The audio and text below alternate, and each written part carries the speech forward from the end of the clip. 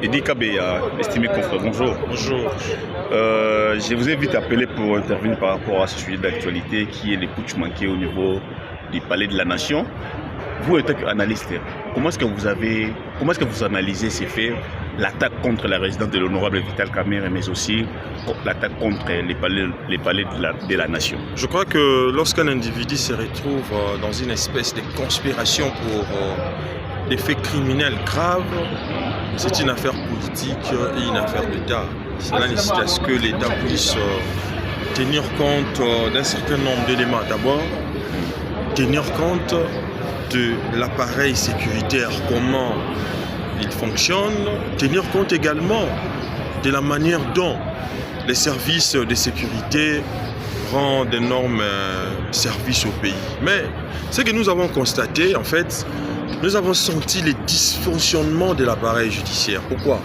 Parce que d'abord, ceux qui sont censés garder le palais présidentiel, qui est le palais de la Nation, comment ces gens ont pris d'assaut ces bureaux? Est-ce que c'est une affaire de la justice ou c'est une affaire de la sécurité? Non, d'abord c'est une affaire sécuritaire d'abord. En fait, excusez-moi un peu, donnez-moi un peu le temps d'exhiber un certain nombre d'idées par rapport à ça. Oui. Deuxièmement, comment ces individus, ces assaillants, ont foulé leurs billets ici en République démocratique du Congo à l'insu du service intelligent de sécurité nationale, je crois c'est l'ANER, mais également les demi-AP. Mais comment expliquer tous ces gens ont pris le luxe d'aller d'abord attaquer la résidence du futur président de l'Assemblée nationale Vital Kamerhe, mais également les palais de la Nation. Oui. Donc, je crois qu'il y a un problème de dysfonctionnement au sein de notre appareil judiciaire qui nécessite vraiment que les services judiciaires de l'État, en fait les services sécuritaires de l'État puissent sortir un peu de cette léthargie. Parce que ce n'est pas normal. Je crois que toute chose de nature à perturber l'ordre public et à offrir les lits n'augure pas des perspectives intéressantes. Parce que le président de la République, qui est le garant du bon fonctionnement des institutions, sa vie est en danger. D'autant plus que ceux qui sont censés protéger le président de la République ne les font pas convenablement. Maintenant, ce que les gens posent comme question, c'est de savoir comment est-ce qu'ils sont entrés si facilement comme ça. Et pourtant, nous savons qu'il y a les éléments de la garde républicaine qui sont commis à la garde de ces palais de la Nation. Maintenant, comment ils ont pris l'assaut si facilement comme ça? Bon, c'est là où pose les problèmes. Vous savez, Kaïba, pour notre pays, l'attrait de nos richesses du sol et du sous-sol, la position stratégique du Congo au cœur de l'Afrique, nous avons au moins une affaire de 9 pays voisins qui nous envient en fait. Ces assaillants, il semble-t-il, ils sont en connivence avec la République démocratique, la République du Congo, Brazzaville en fait. La République du Congo. Du Congo en fait. Okay. Donc, et peut-être, parce qu'il y a eu des photos, il y a eu des photos avec les opposants. C'est monsieur Christian Malanga, il a pris des photos avec le cardinal Ambongo. Il a pris les cardinals avec les officiels du Congo-Brazzaville. Mais on se pose la question, parce que vous vous souviendrez, à un certain moment, il y a une Cholé qui demandait à ce qu'il y ait un homme courageux pour faire un coup d'État. Il y a eu Ambongo qui amène, même s'ils ont filmé un calimin de paix avec le président de la République, à un moment donné, il a eu à faire l'apologie de la rébellion en République démocratique du Congo. Toutes ces questions donnent matière à réflexion. On ne dit pas qu'ils sont dedans, on ne dit pas aussi qu'ils sont complices, mais seulement le fait de prendre les photos avec Christian Malanga, le fait également de faire des déclarations allant à l'encontre du pouvoir.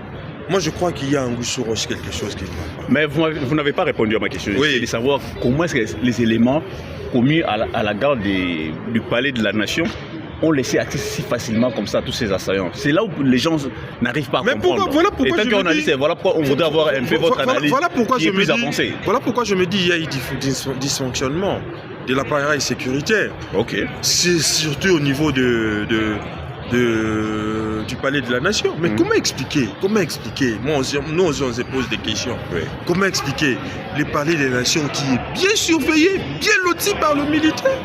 Mais ces gens ont eu l'accès facile. Comment? Parce que nous, quand on part là-bas, on nous contrôle. Il faut on nous contrôle des fonds à comme nous sommes identifiés.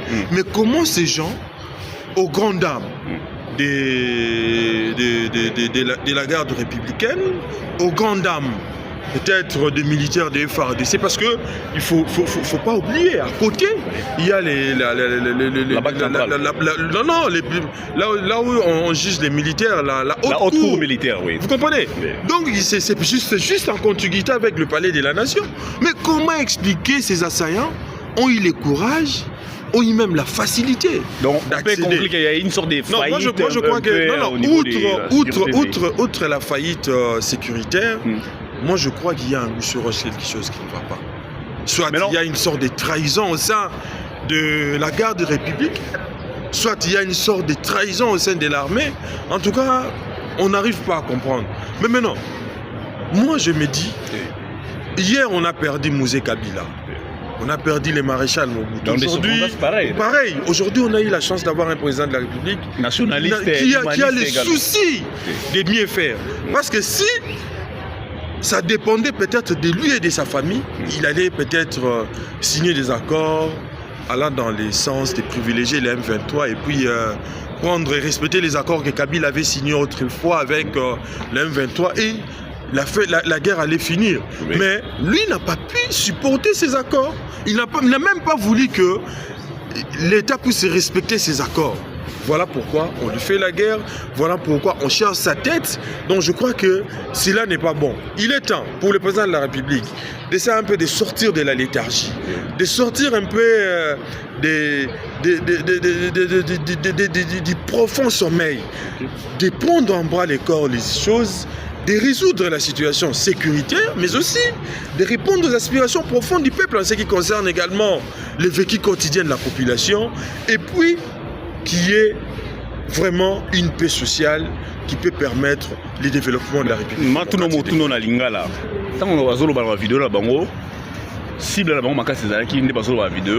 Zalaki bongo Vital Kamerhe na Félix Tshisekedi. Vital Kamerhe a fait quoi? Puisque première attaque et bandine na le Vital Kamerhe. Comment est-ce que vous analysez? Il m'a beaucoup d'état bandi bongo na Vital Kamerhe après ba ko chiter dans palais de la nation. C'est été en fait. Moi d'après discours na bango oui. Moi je me dis. Oui. Hein? Peut-être. L'élévation, il y a Vital Kamerhe à niveau Assemblée nationale, ça n'a pas rencontré l'assentiment, ça n'a pas plu tout le monde peut-être. Certainement. Parce qu'il y a une certaine opinion qui dit que c'est Mbosso qui est à la base de ces histoires pour aller, le fait d'aller attaquer. Là, vous parlez au conditionnel. Si, voilà. C'est au conditionnel. Oui. Et puis, il y a certaines personnes qui estiment que Vital Kamerhe est au courant de ce qui s'est passé. Tout ça, c'est dans les soucis de renverser le pouvoir en place. Donc, il y a un certain nombre de questionnements, mais je ne pense pas. Je ne pense pas pourquoi, pour mon analyse simple, je dirais que Vital Kamerhe ne peut pas avoir ces idées-là. Du fait qu'il est là au service du président de la République, il travaille pour le président de la République. Oui. On l'a visé beaucoup plus. Et puis, c'est grave de voir qu'on a fait appel au FARDC. Donc ça fait au moins, il a fait des heures du temps. La résidence de Vital Kamerhe est attaquée par les assaillants. Il paraît. Des de ces gardes sont tués. Et je me dis, pourquoi cet état des choses? Et si je me pose la question, si les officiels comme les Vital Kamerhe sont attaqués si facilement comme ça, notre président de la République, Félix Antoine Tshisekedi, son bureau est attaqué si facilement, à combien plus forte raison les paisibles citoyens, les paisibles citoyens qui sont censés être protégés par eux. Donc je crois que ça fait très mal, Je crois que le président de la République va tenir compte de tous ces éléments, mais également que ça lui donne une matière à réflexion, afin que cette situation soit vraiment mise. Pensez-vous qu'après ces faits, des têtes doivent tomber parce qu'il y a eu faillite? Bon, je crois que Normalement, hein, il y a eu dysfonctionnement de l'appareil sécuritaire. Il y a le ministre des tutelles qui est Nicolas Kazadi, qui doit également s'expliquer par rapport à ça. Non, Peter Kazadi plutôt, qui doit au moins s'expliquer par rapport à une telle situation. Je crois que l'Assemblée nationale, les députés nationaux doivent lui interpeller pour nous dire qu'est-ce qui se passe. Mais si on était dans des pays nantis, les ministres tels que le Peter Kazadi allaient démissionner. Parce que ce n'est pas normal. Ce n'est pas normal. Est-ce qu'ils s'étaient informés de la présence de ces gens-là? D'autres disent que non. Chef ANRP aussi, il faut qu'il y ait des MIAP également. Mais d'abord, on doit commencer par le ministre des tutelles. Mais également, jusqu'au plus retranchement, le plus macabre, également mettre à l'écart aussi ceux qui sont censés diriger la DEMIAP, mais également l'ANER. Ils doivent nous expliquer comment ces assaillants ont eu l'audace d'entrer dans la ville-province de Kinshasa, siège des institutions de la République, et faire leurs histoires si facilement. Ils ont dit, l'un d'eux a dit dans une vidéo que non, ils avaient prévu d'attaquer 3 personnes, Vital Kamerhe, la première ministre Souminois et Jean-Pierre Bemba, et pour citer au palais de la Nation. Malheureusement, Jean-Pierre Bemba n'était pas à la maison, voilà pourquoi ils n'ont pas su attaquer. Mais pourquoi attaquer Jean-Pierre Bemba? Pourquoi attaquer la première ministre Souminois? Pourquoi également attaquer Vital Kamerhe? Pourquoi attaquer le président de la République? Peuple congolais. En tout cas, cette histoire doit nous donner matière à réflexion. Parce que ce sont des gens, allez-y comprendre, qui menacent les intérêts occidentaux. Parce que la guerre qu'on nous impose, le Rwanda, c'est une guerre interposée à cause de nos richesses du sol et du sous-sol. Mais si ces autorités, nos autorités plutôt étaient en connivence avec eux, vous allez voir que rien n'allait se faire. Mais aujourd'hui, lorsqu'on assiste à de telles histoires, c'est pour vous dire que Vital Kamerhe menace les intérêts des Occidentaux, Félix Tshisekedi également, mais également Jean-Pierre Bemba, parce qu'ils sont contre ces dictats internationaux qui fait que l'on puisse piller nos richesses, contre les accords, les accords signés par Kabila à l'époque, tout ça. Donc je crois que peuple congolais, il est temps d'être vigilant pour barrer la route à ces aventuriers, parce que le complot a été prémédité, comme l'a dit autrefois Mosé Laurent Désiré Kabila. Il faut lui faire échec, en tout cas. Certains ont dit que non, est-ce qu'on va nous prendre au sérieux, le monde va nous prendre au sérieux.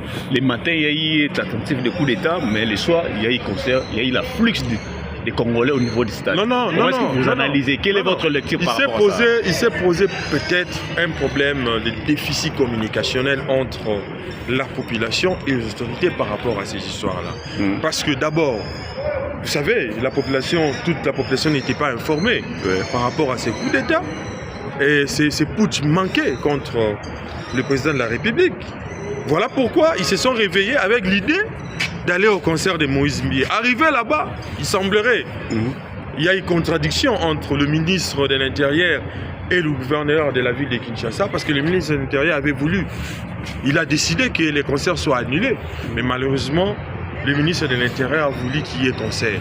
Mais maintenant, la population qui sortait déjà, peut-être ils n'étaient pas au courant de la situation qui s'est passée au pays. Ils ont su cela peut-être au niveau des concerts.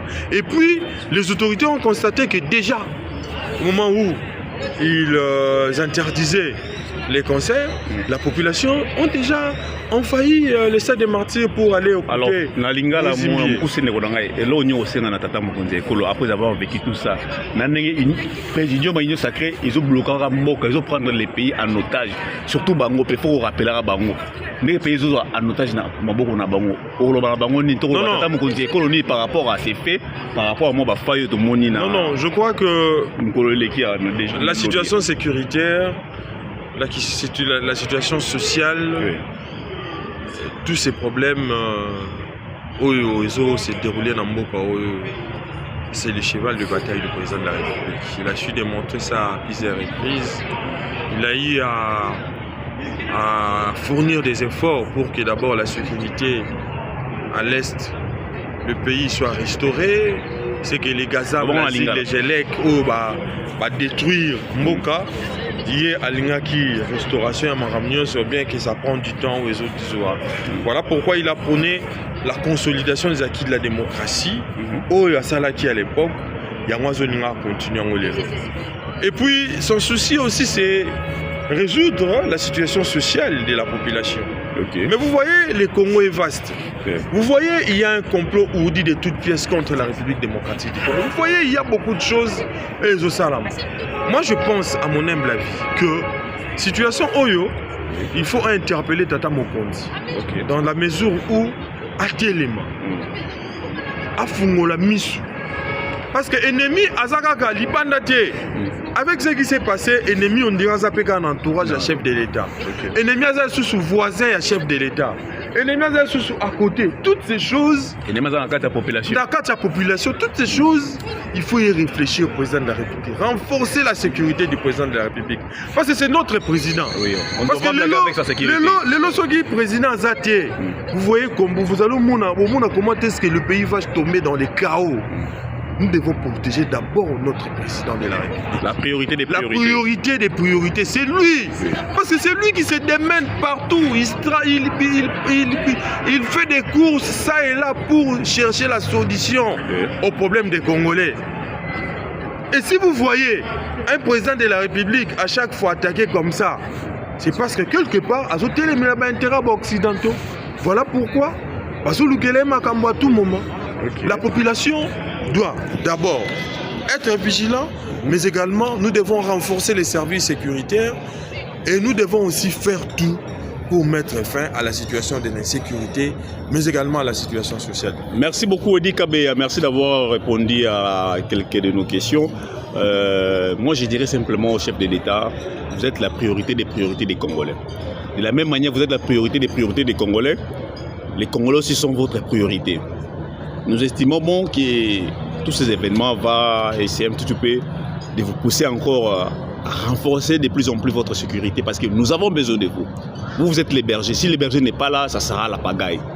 C'est ainsi que nous souhaitons que vous puissiez renforcer encore votre sécurité et ne cédez plus aux caprices aux gens du présidium de l'Union sacrée. Ce sont des gens qui ont pris le pays en otage.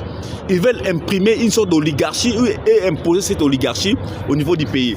Et vous devez vous rendre compte que non, vous n'allez pas, ce ne sont pas ces gens qui vont rendre compte à la population à la fin du mandat. C'est vous.